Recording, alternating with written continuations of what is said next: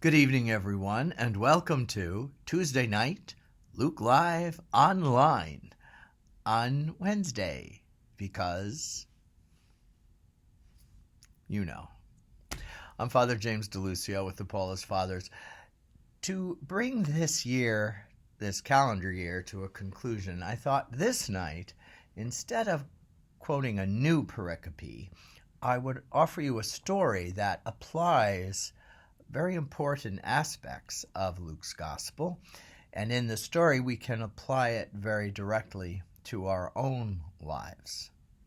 The story was told by a Trappist monk who saw a real-life event and was able to draw from it some real gospel inspiration. Part of the gospel inspiration does come from Luke's gospel, the Sermon on the Plain, where he tells us, "Stop judging, and you will not be judged. Stop condemning, and you will not be condemned. Forgive, and you will be forgiven. And give, and gifts will be offered to you. A good measure, shaken down, packed together, overflowing, will be poured into your lap. For the measure by which you measure will in turn be measured out to you." Now, the monk doesn't mention this specific one, but I was able to pull it together. As you know, I'm quite familiar with Luke's gospel by the grace of God. But he tells this story. And for those of you who are big baseball fans, and especially for those of you who follow the St. Louis baseball team and the Kansas City baseball team, you will recall that true in recent history, I don't know how long ago, they both competed in the World Series games. And you may recall, as the monk tells us, that 3 games were won by the St. Louis Cardinals, and 2 games were won by Kansas City. So the 6th game was really, really important, because either if Kansas City tied the game, then it's 3-3, and they must go into an extra game, a 7th game, to determine the champions of the World Series. Very, very important for each league, and for those who have reached the World Series, of course, to go for the gold, as we would say. So there's a lot invested in this 6th game. Now, as it so happens that this exciting game, St. Louis is in the lead, and yet a certain play, he doesn't tell us what, but you fans would know, the umpire makes a call that determines who's going to win this game. And the call is really in error, and the players know it. But once an umpire makes a call, it's done. And so they did lose. St. Louis did lose that 6th game, forcing them, of course, to play another game against the Kansas City team. Now, subsequently, but unbeknownst to them, we know through history that the team was actually right. The umpire admits later, through the gift of hindsight, that he made the wrong call. Nevertheless, the 7th game was inevitable, because once a call is called, it's done. And we're told that the St. Louis team couldn't get over the fact that they had to play a 7th grade. The 7th game. 1, it shouldn't have happened.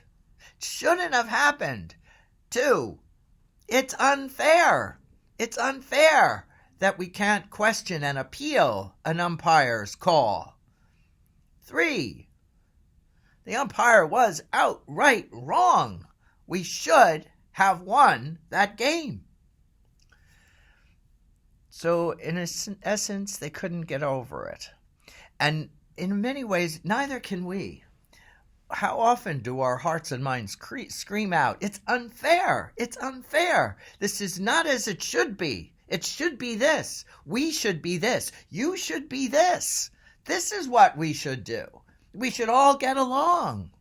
We should all be acknowledged for what we contribute to the family dinner or to what we contribute to the classroom. We should all be honored for what we bring to the business table, not be ignored, not stamped out, not overlooked. It's not fair. How human is that? Of course, of course. Or our expectations for Christmas. We should all be at peace. We should all be happy. We should all, whatever, fill in the blank. So we can relate to the state of mind of most, if not all, of those St. Louis players when they had to go into the seventh game. It wasn't fair. It shouldn't have happened. They should have won. Well, the insight that the monk relays is this, that in living in the past, and in a sense a fantasy world, it was the fantasy world of full justice, not like the real world, the fantasy world of what should be in opposed to what is, it prevented them from playing well in that seventh game. They were not able to accept the reality, well, this is it. This is the rules. We lost.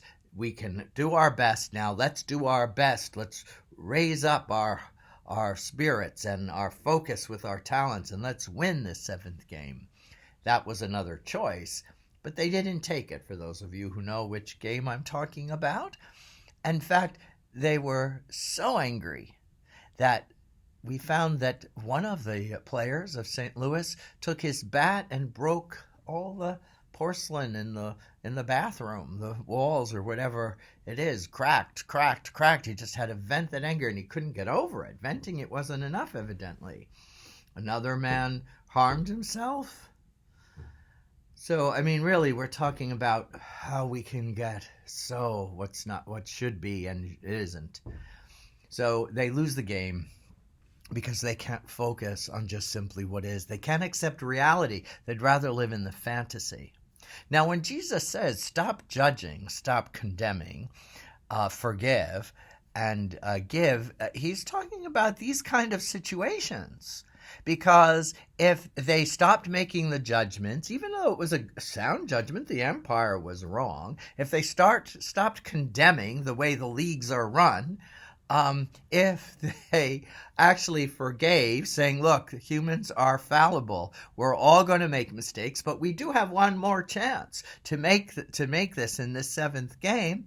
If they gave fully of their talents and their focus in the seventh game, forgetting the past, forgetting the shoulds, well, the kingdom of God would have been theirs. And even if they would lose the seventh game, they knew that they played their best. You know, it's not whether you win or lose, it's how you play the game. So isn't that a wonderful application of Jesus' teaching?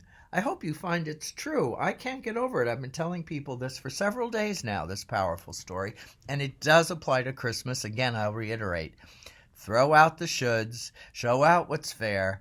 Everyone should get along at Christmas. Everyone should be invited to this or that or the family dinner. But what is the reality?